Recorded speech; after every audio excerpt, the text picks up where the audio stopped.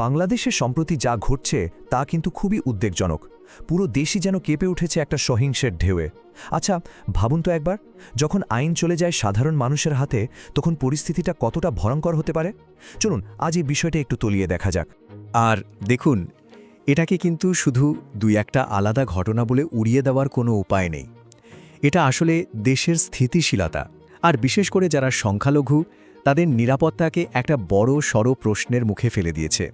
সারা দেশে যে একটা রাজনৈতিক অস্থিরতা চলছে, সেটারই সুযোগে একটা ভয়ঙ্কর জিনিস মাথাচাড়া দিয়ে উঠছে, আর সেটা হলো গণপিটুনি। মানে এখানে উত্তেজিত জনতাই সব, তারাই আইন, তারাই বিচারক, আবার তারাই জল্লাদ। বিশ্বাস করা কঠিন, কিন্তু মাত্র এক সপ্তাহের মধ্যে দুজন হিন্দু ব্যক্তিকে পিটিয়ে মেরে ফেলা হলো।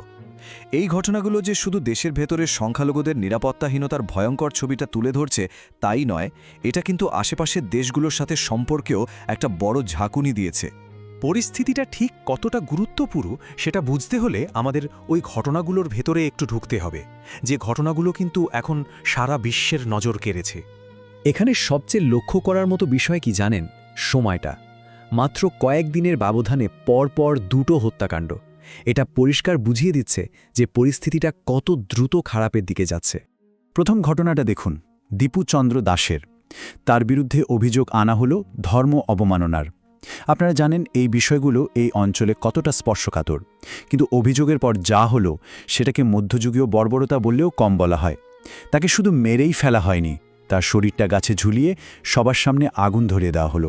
আর সবচেয়ে ভয়াবহ ব্যাপার হলো, পুরো ঘটনাটার ভিডিও করে অনলাইনে ছেড়ে দেওয়া হলো। দীপুর ঘটনার ধাক্কাটা সামলে ওঠার আগেই মাত্র কয়েকটা দিন পরেই আর একটা ঘটনা। এবার শিকার অমৃত মণ্ডল। এক্ষেত্রে অভিযোগটা ছিল অন্য, চাঁদাবাজি আর ডাকাতি, কিন্তু ফলাফলটা হুবহু একই রকম ভয়ঙ্কর। সেই জনতার বিচার আর সেই মৃত্যু। তো পরপর এমন দুটো ঘটনার পর স্বাভাবিকভাবেই সবার চোখ ছিল সরকারের দিকে, তারা কি বলছে, কি করছে। কিন্তু অমৃত মণ্ডলের ঘটনার পর সরকারের যে প্রতিক্রিয়াটা এলো, সেটা বিতর্কটা আরও বাড়িয়ে দিল। সরকার থেকে একটা আনুষ্ঠানিক বিবৃতি দেওয়া হলো। সেখানে বলা হলো যে এই ঘটনাটা কোনোভাবেই সাম্প্রদায়িকভাবে উদ্দেশ্য প্রণোদিত নয়। মানে তারা বোঝাতে চাইল যে এটা একটা সাধারণ অপরাধের ঘটনা, এর মধ্যে ধর্মীয় কোনো ব্যাপার নেই। আর এখানেই কিন্তু মূল সমস্যাটা পরিষ্কার হয়ে গেল। একদিকে সরকার নিহত ব্যক্তিকেই চাঁদাবাজ আর সন্ত্রাসী বলছে, আর অন্যদিকে মানবাধিকার সংগঠনগুলো বলছে এটা তো সরাসরি ভিকটিম ব্লেমিং, মানে শিকারকেই দোষারোপ করা হচ্ছে। এটা তো আইনের শাসনের পুরোপুরি উল্টো। প্রশ্নটা উঠছে, এভাবে কি তাহলে যারা খুন করল সেই জনতাকে আড়াল করার চেষ্টা হচ্ছে?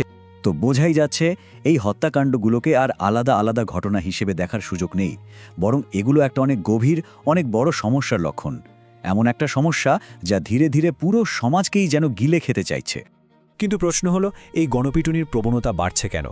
এর পেছনের কারণগুলো কিন্তু বেশ জটিল। প্রথমত, আইন প্রয়োগকারী সংস্থাগুলো রাজনৈতিক চাপে অনেকটাই দুর্বল। পুলিশও অনেক সময় বিশাল উত্তেজিত জনতার সামনে অসহায় হয়ে পড়ে। তার উপর আছে সোশ্যাল মিডিয়ার গুজব, যা আগুনের মতো ছড়িয়ে পড়ে।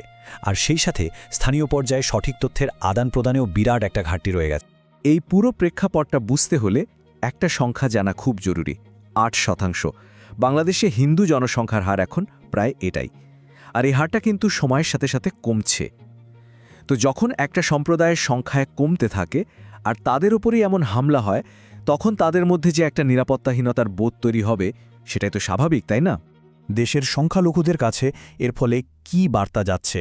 বার্তাটা খুবই পরিষ্কার আর ভয়ঙ্কর, যে এই ধরনের সহিংসতা এখন যেন একটা সাধারণ ঘটনা, আর রাষ্ট্রের সুরক্ষা পাওয়াটা একটা স্বপ্নের মতো ব্যাপার। যখন রক্ষকই চুপ করে থাকে, তখন ভয় পাওয়া ছাড়া আর কী বা করার থাকে?